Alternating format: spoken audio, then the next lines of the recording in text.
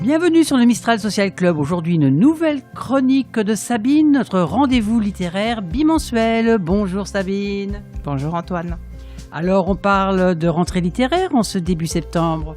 Non, pas tout à fait. J'ai envie d'évoquer avec vous un roman sorti en mars dernier, Raison obscure, d'Amélie Antoine. Quelle en est l'histoire?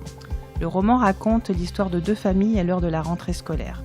En apparence, tout semble normal. Mais il y a des secrets, des problèmes que l'on masque pour ne pas inquiéter les autres. Un enfant est moqué, rabaissé, harcelé au quotidien pour des raisons obscures. Un sujet très sensible, Sabine. Oui, c'est certain. Mais Amélie Antoine se sert du roman pour aborder de façon intelligente ces non-dits, faux-semblants et autres silences douloureux qui peuvent parfois faire beaucoup de dégâts. Le roman d'Amélie Antoine est disponible dans toutes les librairies. Sabine, vous avez rencontré un auteur cette semaine? Effectivement, Betty Serré de Rivière a répondu à nos questions à l'occasion de la sortie de son dernier livre. Bonjour Betty. Bonjour Sabine. Vous publiez ce mois de septembre un nouvel album, Princesse c'est pas grave, et Poupa, l'enfant du monde. Quel en est le sujet ? Alors cette fois, Princesse c'est pas grave a rencontré Poupa. C'est un petit garçon venu d'Afrique qui va parler à Princesse c'est pas grave et ses amis de toutes les belles richesses qu'il a rencontrées lors de ses voyages à travers le monde. Nous sommes sur la thématique des différentes cultures, différentes couleurs de peau, qui me tenait très à cœur d'en parler dans cette collection, qui sensibilise à la différence. C'est la 5e aventure de la célèbre Princesse c'est pas grave. Que pouvez-vous nous dire de votre personnage ? Ce personnage a bien évolué au fil de ses aventures.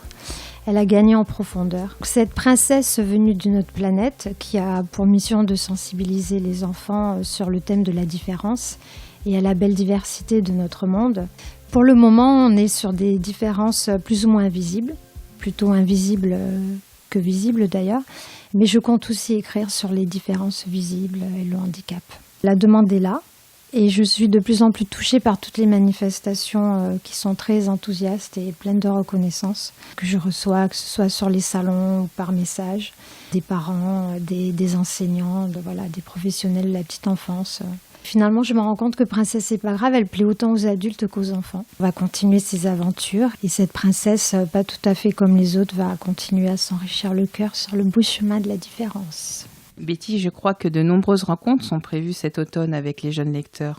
C'est un automne un peu dense, très riche, donc je suis ravie. Alors tout d'abord en avant-première le 14 septembre dans notre belle ville, au Théâtre Armand. Ensuite j'ai 2 salons, un dans le Var, à Bras, le 28 et 29 septembre, un autre à Roya, près de Clermont-Ferrand, le 5 et 6 octobre. Et ensuite c'est le tour des librairies de salons. Pour finir, le 26 octobre, Fnac, 2 salons également. Merci beaucoup Betty. Les livres de Betty Serré de Rivière sont disponibles dans toutes les librairies. Sabine, dans l'actualité du moment, qu'avez-vous retenu? Ce week-end du 7-8 septembre, à Fuveau, l'association Les Écrivains de Provence présente sa 30e édition du Salon littéraire du Pays d'Aix.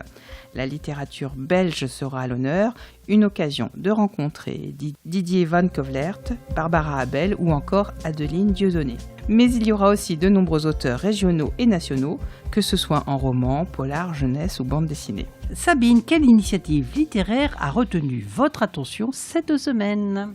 Tricoter est un salon de thé autour des loisirs créatifs. Ouvert depuis moins d'1 an à Salon de Provence, l'enseigne située au 124 boulevard Jean Jaurès propose de nombreux ateliers dans un esprit convivial et chaleureux. Dès le samedi 14 septembre, Tricoter lance un brunch littéraire. Le thème de la première rencontre est la transition énergétique et l'invité est l'auteur salonnais Bruno Montel. Un rendez-vous littéraire et gourmand autour d'un échange qui s'annonce très intéressant. C'est tout pour aujourd'hui. On se retrouve dans 2 semaines pour une nouvelle chronique de Sabine que vous pouvez aussi retrouver sur son blog mabibliothèquebleu.com.